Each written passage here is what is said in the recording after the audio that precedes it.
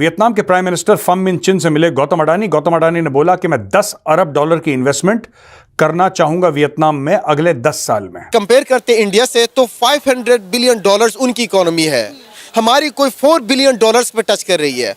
बांग्लादेश इस time 56 billion dollar पे है, हमारा कंपैरिजन इंडिया छोड़ दे बांग्लादेश से भी हम नहीं कर सकते हैं। एक तो गौतम अडानी आ गया, यानी कि भारत पहुंच गया वहां पे, ऊपर से अमेरिका बहादुर ने बोला कि भाई हम भी पैसे लगा देंगे। अब चाइना कह रहा है यार ये ज्यादा नहीं हो गया कुछ? हम एक्सेप्ट करते हैं, हम हिंदुस्तान हमारा भाई है, हमारा दोस्त कंट्री है, हमारा सेकंड होम। जब हमारे प्लेयर इंटरनेशनल इवेंट में खड़े होकर बोलते हैं कि हिंदुस्तान हमारा दूसरा घर है। अपनी पॉलिसी के इंतहाई मेरे ख्याल में मजबूत स्ट्रिक्ट लेवल के प्रिंसिपल्स हैं उनके, जब वो फॉलो करने पे आते हैं तो किसी को नहीं देखते, खा वो कश्मीर का आर्टिकल हो या कुछ भी हो। तीसरी चीज है चाइना के सोलर प्रोजेक्ट्स अदानी ने श्रीलंका में उखाड़ फेंके। ये है आलिया शाह। देखें जैसे वो बड़ी पूछ रही हैं कि क्यों पाकिस्तान इतना पीछे है, क्या हम एंटी साइंस लोग हैं? जाहिर बात है, ये हम सारे जो सेकुलर माइंडेड लोग हैं। इंडिया वैसे चांद तक पहुंचा है, हमने कोशिश भी नहीं की है। ठीक है, इंडिया पहुंचा है, हमने कोशिश भी नहीं की है। अगर यही ब्लेम गेम हम करेंगे ना तो उसके बाद हो सकता है यही लोग हमें खत्म नीस्त नाबूद कर दे। तो जरा सुनिए जरा इनके हस्बैंड क्या फरमा रहे हैं। ओहो जिन भूत, ओहो ये असल में गोस्ट बस्टर है। ये जिन भूतों की साइंटिफिकली तलाश करते हैं। ये वियतनाम के प्रधानमंत्री ने रिसीव करा गौतम अडानी को, उनको वेलकम करा और बोला कि स्ट्रेटेजिक एरियाज में इन्वेस्टमेंट करने के लिए आपका स्वागत है। वियतनाम के प्राइम मिनिस्टर फम मिन चिन से मिले गौतम अडानी। गौतम अडानी ने बोला कि मैं 10 अरब डॉलर की इन्वेस्टमेंट करना चाहूंगा वियतनाम में अगले 10 साल में। और अडानी का जो प्रपोज प्रोजेक्ट है वो है लियन च्यू पोर्ट, एक डनांग एक जगह है, डनांग में ये पोर्ट में इन्वेस्ट करेंगे।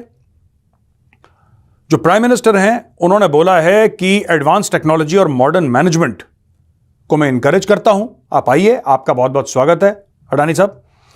और इसके अलावा collaboration urged on Lien Chieu port, Chu Lai airport and renewable energy projects, यानी कि लियन चौ पोर्ट जिस पे पैसा डाल रहे हैं उसके बारे में उन्होंने ये भी बोला है कि साहब आप चू लाई एयरपोर्ट है, चू लाई एयरपोर्ट में भी आप पैसा डालिए। और फिर बोला है कि रिन्यूएबल एनर्जी जैसे सोलर है, विंड है, इन सब में भी आप पैसा डालिए। वियतनाम ने सपोर्ट करा इंडियन फर्म्स को और बोला है कि हमारी कॉम्प्रिहेंसिव स्ट्रेटेजिक पार्टनरशिप होगी। तो गौतम अडानी साहब पहुंच गए वहां पे। ठीक है जी। अब मैं आपको बताना चाहता हूं कि गौतम अडानी ने और क्या क्या करा है और इससे चाइना को क्यों दुख हो रहा है। क्योंकि यार भाई लड्डू तो उतना ही है ना। एक जमाने में एक ही बंदा लड्डू खा रहा था, अब दूसरा बंदा आया कहता आधा मुझे दे।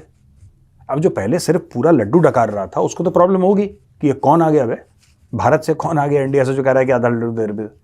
और ये भी नहीं कह रहा गौतम अडानी कि तू आधा लड्डू दे, वो कह रहा है कि पूरा लड्डू मैं ही खाऊंगा। वो चाइना से कह रहा है कि पूरा का पूरा लड्डू मुझे दे, मैं खाता हूं पूरा लड्डू। तो अब चाइना को बड़ी दिक्कत हो गई। अब देखिए मैं आपको बताता हूं, डेटा देता हूं, फिर मैं एनालिसिस करूंगा। अब देखिए बेल्ट एंड रोड इनिशिएटिव और चाइना का जो ग्लोबल प्रोजेक्ट है उसमें फेलियर देखते हुए उसमें देखा कि कमी आई है। लोग बेल्ट एंड रोड से निकल रहे हैं, लोगों को बहुत ज्यादा, जिसको कहते हैं ना कि यार बहुत ज्यादा उनको दिक्कत हो गई बेल्ट एंड रोड से, कर्जे चढ़ गए, नहीं कर्जे दे पा रहे। अडानी ने मौका देखा, अडानी मूव इन कर गया। अब स्ट्रेटेजिक इन्वेस्टमेंट जो इसने करी है terminal at Colombo port in Sri Lanka, China ने भी उसके लिए बिड करा था, अडानी ने भी बिड करा था, अडानी बिड जीत गया और कोलंबो पोर्ट श्रीलंका में अडानी ने इन्वेस्टमेंट कर दी। चीन परेशान हो गया। कोलंबो में जो अडानी का पोर्ट है, जो अडानी डेवलप कर रहा है, उसमें अमेरिका आधी अरब डॉलर यानी कि 500 मिलियन US डॉलर्स उसमें इन्वेस्ट करने को तैयार हो गया है। इससे जिसको कहते हैं ना कि जले पे नमक चढ़ना, फिर खटाई डालना, फिर मिर्च डालना, फिर उसके ऊपर नींबू निचोड़ना। एक तो गौतम अडानी आ गया, यानी कि भारत पहुंच गया वहां पे, ऊपर से अमेरिका बहादुर ने बोला कि भाई हम भी पैसे लगा देंगे। अब चाइना कह रहा है यार ये ज्यादा नहीं हो गया कुछ, ये ज्यादा हो गया। अब चाइना परेशान है। तीसरी चीज है चाइना के सोलर प्रोजेक्ट्स अडानी ने श्रीलंका में उखाड़ फेंके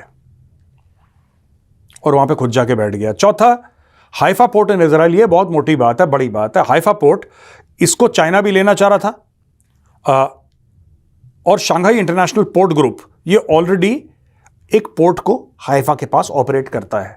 हाइफा पोर्ट ले लिया, 3 अरब डॉलर देके अडानी ने खींच लिया पूरा का पूरा। अब चाइना हो गया परेशान, क्योंकि चाइना चाह रहा था कि वो अपना पूरा वर्चस्व वहाँ पे कायम करे। वहाँ पे भी अडानी पहुँच गया। और अडानी का जो नया पोर्ट है केरला में एट विजिंजम, ये इंडिया की पोजीशन इंटरनेशनल मैरीटाइम ट्रेड में स्ट्रांग कर रहा है और चाइना के डोमिनेंस को ट्रेड एंड मैन्युफैक्चरिंग में चैलेंज कर रहा है। अब देखिए ना, ये तो दोस्तों मैंने आपको वो डेटा वेटा बताया, वो जाके मिला वहाँ के प्रधानमंत्री को वियतनाम के और बोला ये करेंगे, ऐसा करेंगे, एयरपोर्ट बनाएंगे, ये सब बनाएंगे। वहाँ के और पाकिस्तान से कोई जाता है ना इंडिया तो बड़ी इज्जत करते हैं। आप यकीन नहीं करेंगे, ऐसा लगता है कि हम अपने शहर में ही हैं। इतना अच्छा बना हुआ है, अपने मुल्क में, अपने मुल्क के अंदर है, इतना एका है उन लोगों में। मुझे ये चीज़ बहुत अच्छी लगती है। अच्छा, तो कहाँ मतलब घूमने फिरने के हिसाब से और किस में, ऑटो में और दूसरी चीज़ों में? मैं ट्रेन में गई हूँ। अच्छा, ट्रेन में गई हूँ। ट्रेन बहुत अच्छी होती है वहाँ की, बहुत ज़बरदस्त ट्रेनें होती हैं वहाँ की। तो ऐसा क्या सर्विस बहुत खास अच्छी है? है। मैं जब भी किसी से भी इंटरव्यू करता हूँ वहाँ की ट्रेन की बात ज़रूर करता हूँ। मैं खुद भी फ़ैन हूँ इवन, लेकिन आपसे मैं जानना चाह रहा हूँ कि ऐसी क्या खास वजह होती है कि ट्रेन वहाँ की ज़्यादा, हम पाकिस्तानी लोग स्पेशली बोलते हैं कि यार वहाँ की ट्रेन का कुछ ज़्यादा ही, क्योंकि यूरोप वगैरह तो जो हर बंदा नहीं जा सकता, वैसे तो इंडिया जाना भी आसान नहीं है, वीज़ा इतना आसान, लेकिन अगर जो चले जाते तो बोलते हैं यार वो यूरोप वाली ट्रेनों का मज़ा वहाँ किसी हद तक आप ले सकते हैं, इतनी लग्जरी ट्रेनें हैं। मतलब यहाँ जो जिस तरह पाकिस्तान में चलती हैं ट्रेनें, उससे ज़्यादा पाकिस्तान इंडिया की ट्रेनें बहुत अच्छी हैं। हर चीज़ की सहूलत होती है, गंदगी नहीं होती, साफ़ सुथरे लोग होते हैं, हर चीज़ का ख्याल रखा जाता है। तो शॉपिंग वगैरह भी आपने जो है काफ़ी वहाँ की होगी, तो कुछ याद है वहाँ की मार्केट वगैरह देहरादून की? जी, मुझे देहरादून की याद है। एक तो इंदिरा है वहाँ की, और वहाँ के कपड़े भी बहुत अच्छे होते हैं, ज्वेलरी बहुत खूबसूरत है वहाँ की। अच्छा, कि लड़की अगर पहने या औरत पहने तो बहुत ही खूबसूरत लगती है। और मैं बहुत सारी ज्वेलरीज लेके आई थी। आर्टिफिशियल ज्वेलरी की बात कर रहे हैं। आर्टिफिशियल बहुत ज्वेलरी अच्छी होती है वहाँ की, चूड़ियाँ बहुत प्यारी होती हैं। तो वहाँ की ज्वेलरियों की तो बात ही कुछ और है। अच्छा, मैं कहती हूँ पाकिस्तान में वो चीज़ नहीं है जो इंडिया की ज्वेलरी होती है। अच्छा, हाँ, वो तो यहाँ भी काफ़ी जो है शॉप्स ऐसे हैं जो वहाँ की ज्वेलरी का नाम ठीक है, वो वहाँ की होती है नहीं होती, लेकिन काफ़ी ऐसी बोल्टन मार्केट में भी शॉप्स हैं जो कि ये क्लेम करते हैं कि वहाँ से हम जो है ये मंगाई है। वो मंगाते हैं, बहुत से लोग पाकिस्तान के लिए मंगाते हैं और ला के यहाँ पर बेचते भी हैं।